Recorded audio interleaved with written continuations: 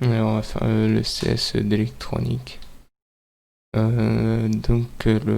première question, c'est une question d'ampli op, hein. Donc, si vous voulez savoir plus sur des montages, il y a un site électronique.aop.free.fr. Il y a plein de montages et leurs explications. Donc, c'est un amplificateur rail to rail, c'est marqué. Donc, première chose à savoir, quand on a un ampli op, on doit trouver les potentiels V- et V+. C'est ce qu'on va faire. Donc, V-, on voit aisément que c'est VS en fait. Donc, pour que on a V- était à la VS. Après, on a V+. Pour V+, on va faire Millman en fait, c'est très simple. Et ça va nous donner R0 sur E0 sur R0 sur 1 sur R0, 1 plus R0. On simplifie par R0 et on trouve E sur 2. On voit quoi d'autre? On voit que l'alimentation de notre amplificateur opérationnel, c'est 5 et 0 volts. Donc c'est pas comme en TP, on a une alimentation symétrique. Et en fait, c'est des tensions de saturation. C'est-à-dire que notre tension VS, sortie de VS, elle est forcément comprise entre ces deux valeurs. Donc on peut dire ça en fait. On peut écrire ça. VS. Ensuite, ça nous permet de répondre aux aux deux premières questions. On sait que V+ est égal à V- car on va se supposer un fonctionnement idéal. Donc, on va écrire V+ est égal à V-. Donc, on voit que c'est aussi égal à VS, qui est aussi égal à E sur 2. Et donc, on voit qu'on a une espèce de fonction de transfert, donc on peut exprimer la sortie, la sortie en fonction de l'entrée. Donc, on voit que, et sachant on a notre première condition. Donc à partir de ces deux choses, on peut voir que la A est vraie en fait. Parce que quand on a E qui vaut 5 volts, on a VS qui vaut 2,5 et VS est bien compris entre 0 et 5. Par contre, la deuxième, on voit qu'elle est fausse parce que la première condition n'est plus respectée. Donc on peut écrire que la A est vraie et la B est fausse.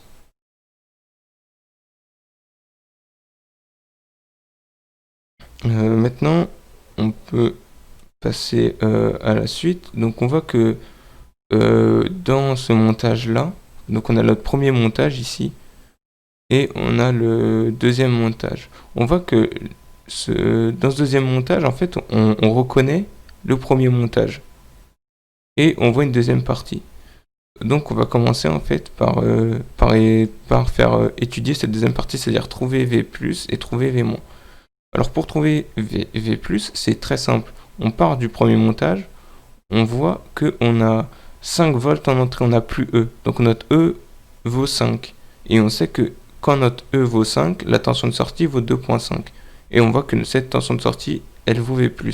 Donc on peut dire que V+, est égal à 2,5. Et pour V-, on va refaire Millman au point mais au potentiel moins. On va trouver VE sur R1 plus VS sur R2, après 1 sur R1, 1 plus R2. Si on multiplie tout ça par R1 et puis par R2, on va trouver ça. VE R2 plus VS R1 sur R1 plus R2.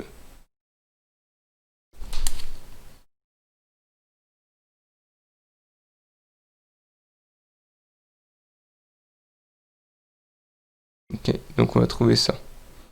Donc maintenant, on va... comment ça s'appelle?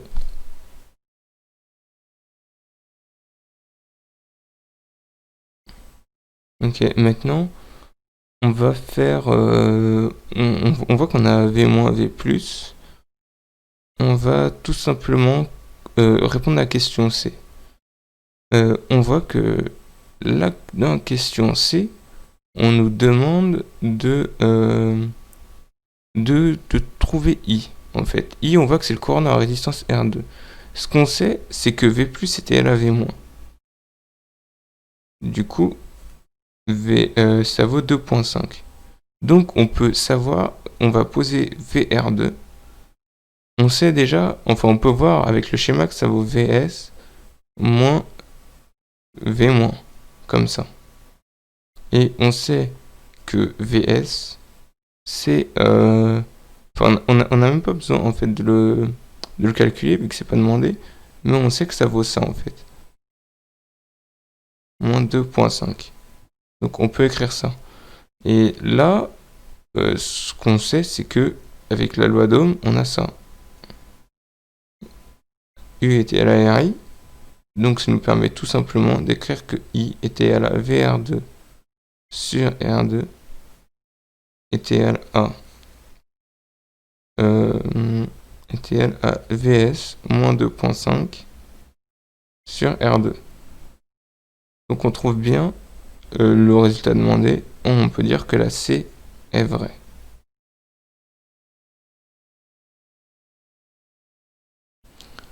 Maintenant, on va continuer avec... on va continuer... Ok. Donc on a ça, et pour rappel, on avait trouvé une expression de VS en fonction de... Enfin, une expression de VS et de VE avec V- qui valait VE R2 plus VS R1 sur R1 plus R2. On avait trouvé ça. Et donc maintenant, ce qu'il nous faut, c'est qu'on veut exprimer VS en fonction de VE. On sait aussi que tout ça, ça vaut V+, qui vaut 2,5. Donc la première chose à faire, c'est qu'en ligne énoncée, on voit que c'est que quand on a R1 qui vaut R2, donc R1 est égal à R2, et on va poser que ça vaut une valeur R, on trouve notre expression, en fait, elle devient ça. Ça devient R sur VE plus VS sur 2R. Donc ça fait tout simplement VE plus VS sur 2. On sait que tout ça, ça vaut 2,5, car ça vaut V-.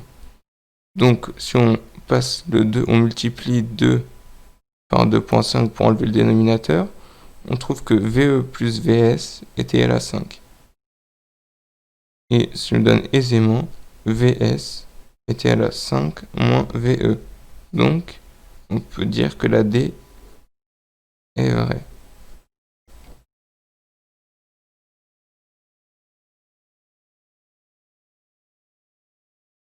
Maintenant, on va faire la E. Donc cette fois-ci, maintenant on a R2 qui vaut 2R1. Du coup, notre expression de V-, elle change. Ça devient... donc on factorise par R1, ça fait 2VE plus VS sur 3R1. Donc on simplifie les R1. On trouve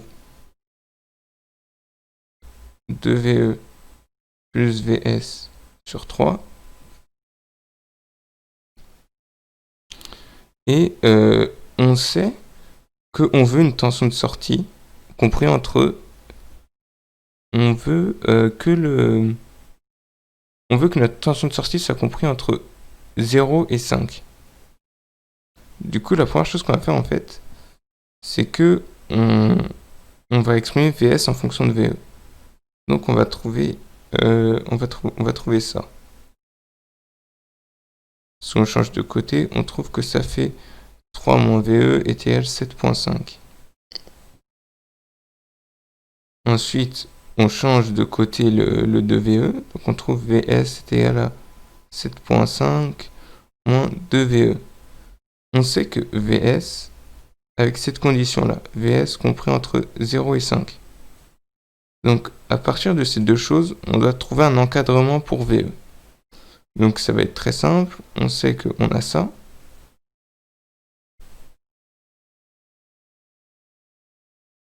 Donc notre 7.5, on va le changer de côté. Ensuite, on change de signe parce que c'est une inégalité. Donc ça nous fait ça nous fait ça.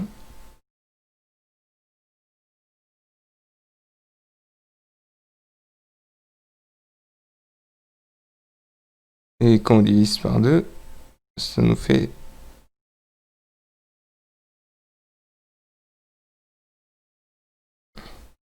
ça. Donc on voit que l'intervalle, c'est pas 0,5, c'est 1.25, 3,75, comme ça. Donc on voit directement que la E est fausse.